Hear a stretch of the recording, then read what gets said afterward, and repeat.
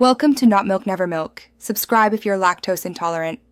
You're going to set up Face ID now, so confirm your device actually supports it and that iOS is current.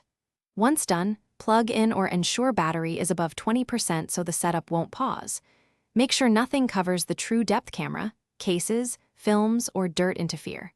Stand in a bright, evenly lit area and hold the phone at normal viewing distance.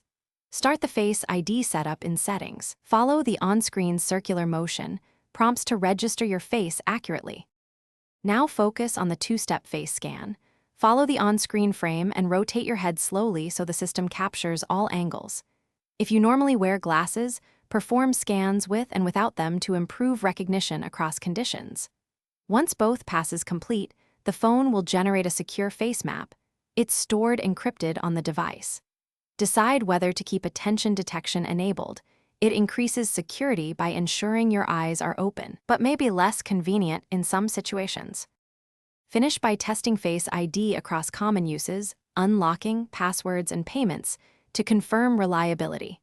If the phone struggles to recognize you, rerun enrollment and add an alternate appearance for hats, scarves, or heavy makeup. Make small adjustments.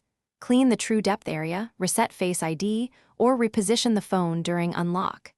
If problems persist despite retries and cleanings, seek professional support. Hardware faults or sensor damage need diagnostics and possible repair.